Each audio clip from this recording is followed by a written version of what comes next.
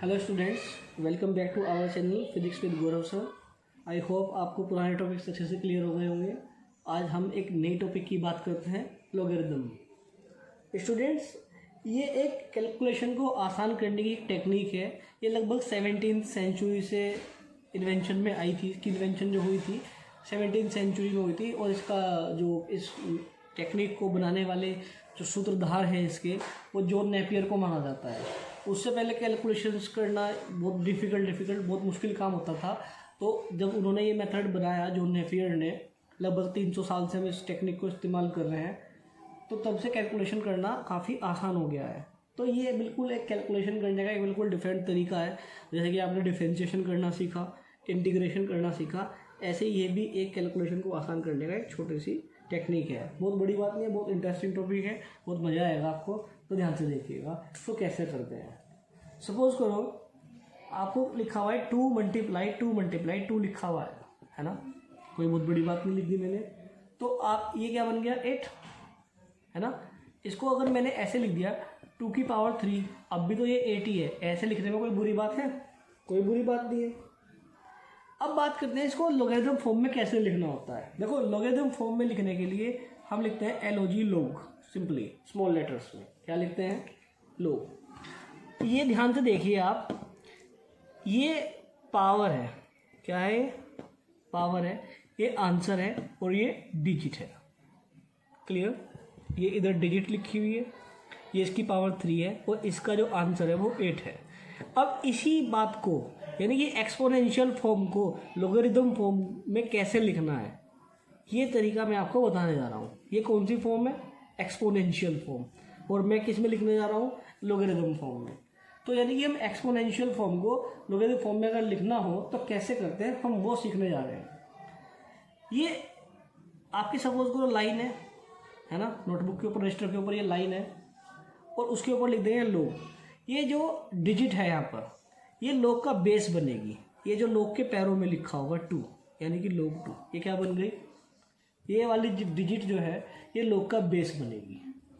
और एक्सपोनेंशियल का जो आंसर है ये वाला, वो log की डिजिट बनेगा, यानी कि log के बराबर में लिखा जाएगा। बताओ बच्चों, ये बात समझ में आई कि नहीं?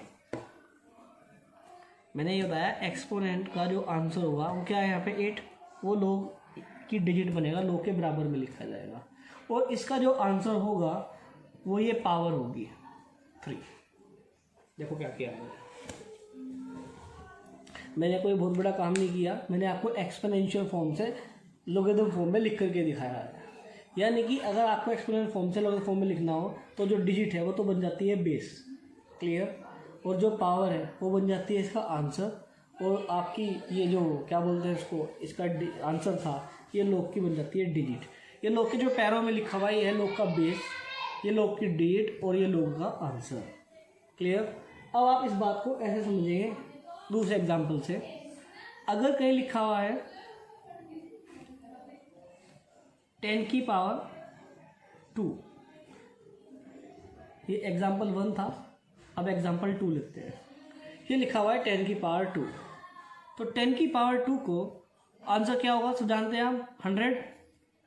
अब इसी बात को लॉगरिदम फॉर्म में लिखना है, तो कैसे लिखेंगे?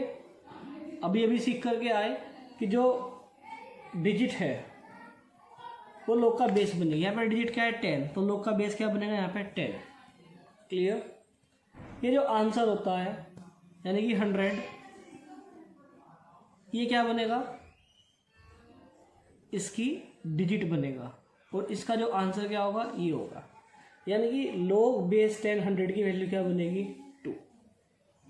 अभी भी समझ में नहीं आया? 100% श्योर हूँ मैं कि आपको तीसरे एग्जाम्पल से बिल्कुल समझ आ जाएगा। तो ध्यान से देखिए, 10 की पावर अगर 1 है, कितनी है? 10 की पावर अगर 1 है,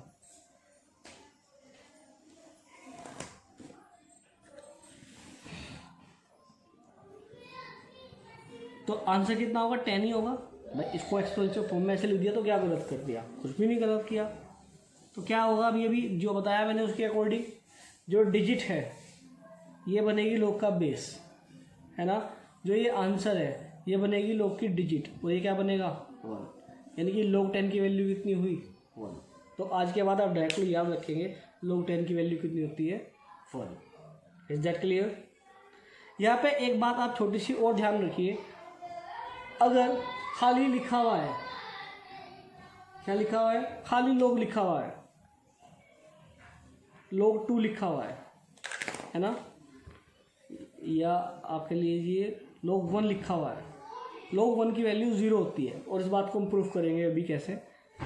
जैसे कि log 10 की वैल्यू 1 होती है तो log 1 की वैल्यू कितनी होती है 0। कैसे, अभी समझते हैं। लेकिन अब आप कहोगे यहाँ पे, सर यहाँ पे आपने बेस तो लिखा ही नहीं। अगर बेस नहीं लिखा हुआ है, अगर बेस लिखा हुआ नहीं है तो अंडरस्टूड होता है वहाँ पे बेस कितना है 10 है। इसके अलावा कुछ भी होगा तो लिखा हुआ होगा। देखते हैं दोबारा।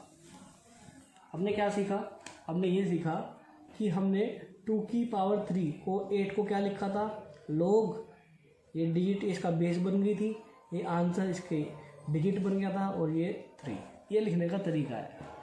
ठीक है, इसी के आधार पर हमने एक चीज़ लिखी, इसी के उसका मैं अपोजिट करके दिखाने वाला हूँ, आपको ध्यान से देखिएगा। log अंडरस्टूड है, यहाँ पे बेस 10 है, log 1 की वैल्यू को मैंने 0 कहा। अब ध्यान से देखिए, मुझे इसे एक्सपोनेंशियल फॉर्म में लिखना है तो क्या किया था, जो बेस है वो डिजिट बनती है, तो यहाँ पे log का बेस अगर कुछ नहीं था तो 10 था, या अपने समझने के लिए 10 लिख लीजिए, कुछ नहीं है तो 10 है, ये लाइन है। ठीक है, ये 10 यानी कि जो बेस था वो डिजिट। क्लियर?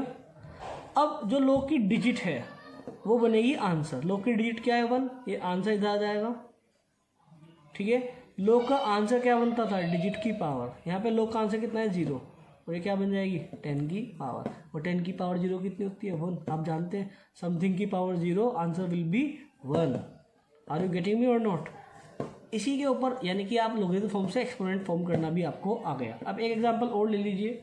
अगर 5 की पावर 0 है, आंसर 1, आप सब जानते हैं, इसको लिखते हैं लोगरिथम फॉर्म में। तो क्या करेंगे, log आएगा, ये डिजिट बेस बनती है, ये क्या बनती है बेस, ये जो आंसर है ये कितना हो जाएगा 1 और ये इसकी पावर आ जाएगी 0, यानी कि log 1 की वैल्यू कितनी होगी 0। log 1 की वैल्यू कितनी होती है बच्चों 0। बताओ इतनी बात आपके समझ आ गई कि नहीं? तो ये कैलकुलेशन को आसान करने का एक फंडा है। तो अगर आपको किसी भी एक्सपोनेंशियल फॉर्म को इस तरीके से लिखना है तो उसको आप ऐसे लिख सकते हैं। आर यू गेटिंग मी और नॉट? मैं आपको एक छोटा सा एग्जांपल करके दिखाता हूँ, आपको और क्लियर होगा। अगर मैं आपसे बोलता हूँ कि log बेस 5 625 का आंसर क्या होगा, आप इसे एक्सपोनेंशियल फॉर्म में कन्वर्ट करो, तो कैसे करेंगे? नियम अपना वही रखेंगे।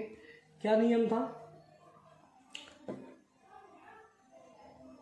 इसका आंसर मुझे मान लो x आ रहा है, लेट कर लो कितना आ रहा है x। क्लियर? तो क्या किया था, जैसे कि आपने किया था 2 की पावर 3 8। आप समझने के लिए आप एग्जांपल लिख सकते हो ताकि आपको कंफ्यूजन ना हो। log 2 8 इक्वल टू कितना 3। तो इसी के अकॉर्डिंग चलते हैं, अभी समझ आएगा।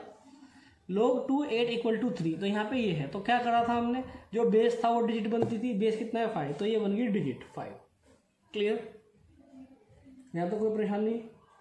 उसके बाद बात करते हैं बेस का काम खत्म। log की डिजिट क्या है 625, और डिजिट कहाँ आती है, जो log की डिजिट होती है वो उधर एक्सपोनेंस में आंसर बन जाती है ना 625। क्लियर? बोलो। अब log की जो डिजिट है, log की जो डिजिट है वो तो बन गई आंसर, और जो log का आंसर होता था वो क्या बनती थी पावर। देखो यहाँ पे log का आंसर क्या है 3, एक्सपोनेंट में वो क्या बनी थी पावर 3, तो log का जो आंसर है वो क्या मान लिया x, तो ये बन जाएगी डिजिट की पावर। यानी कि अब आपके पास ये रिलेशनशिप आ चुकी। अब ध्यान से देखिएगा, 5 की पावर x और 625 को आप इसका बेस सेम कर लो, तो आप इसको क्या लिख सकते हैं 25 की पावर का स्क्वायर लिख सकते हैं कि नहीं। इसको फर्दर सॉल्व करते हुए आप इसको क्या लिख सकते हैं 5 का स्क्वायर या 2 इंटू 2। अभी भी तो एक ही बात है। ये मैं क्या कर रहा हूँ, मैं देखो आप ये सब जानते हैं, अगर डिजिट सेम है तो बेस इक्वल हो जाते हैं, और बेस इक्वल है तो डिजिट सेम हो जाती है। तो ये कितना हो जाएगा ये 4, तो x का आंसर कितना आ गया 4। तो यानी कि log 5 625 क्या था 4 था आपका। ठीक है स्टूडेंट्स, क्लियर हुआ। नेक्स्ट वीडियो में हम बात करेंगे लोगों की अलग अलग प्रॉपर्टीज़ की, अलग अलग फॉर्मूलाज की। ये लॉगरिथम का आपका पार्ट 1 था। इसमें आपने सीखा लोग एक्सपोनेंशियल फॉर्म को लॉगरिथम फॉर्म में कैसे लिखते हैं और लॉगरिथम से एक्सपोनेंशियल फॉर्म कैसे लिखते हैं। नेक्स्ट में पढ़ेंगे हम लॉगरिथम की प्रॉपर्टीज़। ठीक है बच्चों, वीडियो को लाइक कीजिए, सब्सक्राइब कीजिए, शेयर कीजिए ताकि अदर स्टूडेंट्स का भी बेनिफिट हो। Thank you so much.